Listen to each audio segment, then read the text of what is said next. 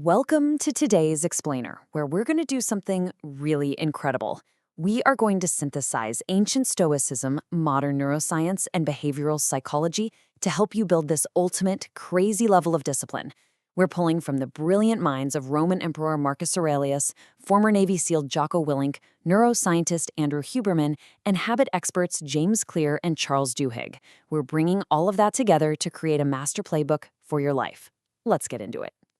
Think about it for a second. Why is it that we always start out so strong on a new goal, only to find ourselves making excuses and totally falling off the wagon just a week later? You know the drill. You buy the running shoes, you set the alarm for 5 a.m., and for about 3 days, you feel completely unstoppable. But then day 4 rolls around, the alarm goes off, it's pouring rain outside, and your bed is just way too warm. Why does that happen to every single one of us? Well, former Navy SEAL Jocko Willink hits the nail on the head here. It's because you're relying on motivation. But listen, motivation is just a fickle emotion. It's a fleeting feeling that completely depends on your mood, the weather, or how well you slept the night before. Discipline, on the other hand, that is a dictated action. It's something you entirely control. Motivation is absolutely never going to get you out of bed when you're exhausted, but discipline for sure will.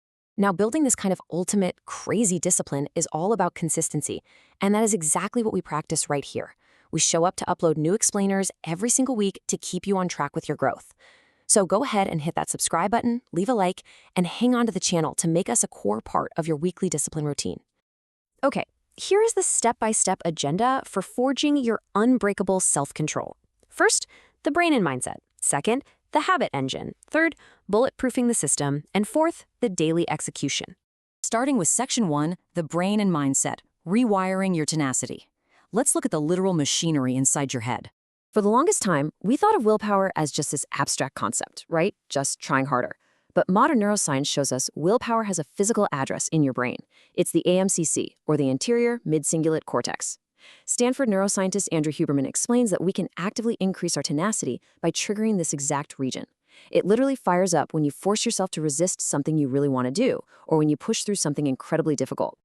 Now, what's literally wild to me is that the Roman Emperor Marcus Aurelius was tapping into this exact mechanism thousands of years before brain scans even existed. He practiced the Stoic concept of voluntary discomfort. Even as the most powerful man in the world, he would actively choose the hard road, skipping meals, sleeping on the floor, going out in the freezing cold. Why? To intentionally fortify his mind against life's unpredictabilities. He was essentially doing ACMC workouts. Dr. Huberman calls these micro-sucks, basically little things you absolutely do not want to do. By actively committing to a micro-suck, you act as a personal trainer for your own brain.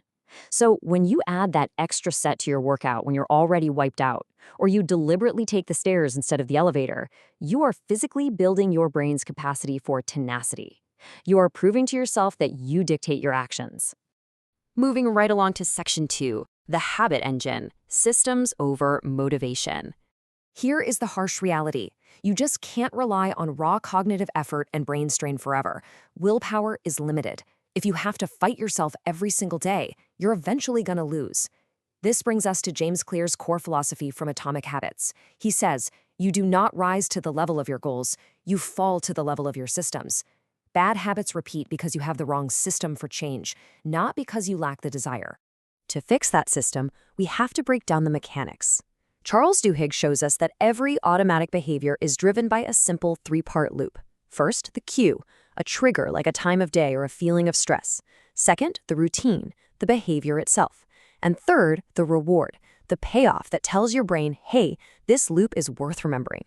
To build discipline, you identify your cue, keep the reward, but consciously insert a better routine. Duhigg calls the moments where we face challenges inflection points. By anticipating these inflection points and consciously practicing self-control within that loop, willpower transforms into a keystone habit. This is huge. A keystone habit is a foundational behavior that automatically spills over into every other area of your life. So when you successfully resist a mid-afternoon sugar craving, that exact same willpower muscle helps you stay focused on a tough work project a few hours later. It's all connected. All right, Section 3, bulletproofing the system, fail-safes and pre-commitments. Look, Even with an awesome habit engine, stress, emotional pain, or sheer exhaustion can completely hijack our best intentions. That's exactly why the ultimate discipline playbook requires advanced fail-safes. Enter the Ulysses contract, also known as a pre-commitment. It's named after the Greek hero Ulysses, who literally had his crew tie him to the ship's mast so he wouldn't steer them into the rocks when he heard the siren song.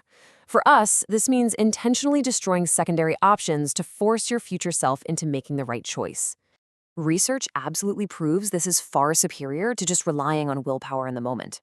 Psychologist Peter Gollwitzer introduced a great way to do this called implementation intentions. Instead of a vague, flimsy goal like, I'll clean later, you create a specific if-then plan. If it is 7 p.m., then I will clean for 15 minutes. You're creating an automatic, pre-programmed response in your brain that entirely bypasses any momentary weakness. Finally, we reach section 4, the daily execution, taking extreme ownership. At the end of the day, crazy discipline is forged by consistently showing up. Jocko Willink learned this firsthand. After graduating from basic SEAL training, literally some of the most brutal military training on the planet, he reported to the elite SEAL Team 1. And you know what his very first assignment was? Cleaning toilets. He could have let his ego take over, right? Complained it was beneath him. But instead, he embraced absolute humility. He cleaned those toilets to the absolute best of his ability, taking immense pride in the work.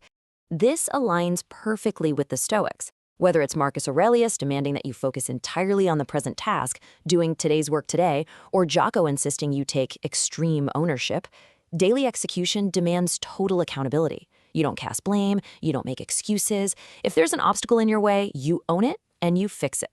Period. Ultimately, choosing this hard road of responsibility, sacrifice, and relentless systems might sound restrictive, but it isn't. Like Jocko famously says, discipline equals freedom. It's the exact equation that leads to your ultimate freedom. Financial discipline gives you financial freedom. Health discipline gives you physical freedom. Mastering yourself daily is what actually unlocks the life you want to live. So, I'm leaving you with this final, provocative thought to kickstart your new system right now. What is the one microsuck you are going to completely conquer today? Choose one small thing you don't want to do and absolutely attack it. Flex that willpower muscle and start building your ultimate discipline. See you next week.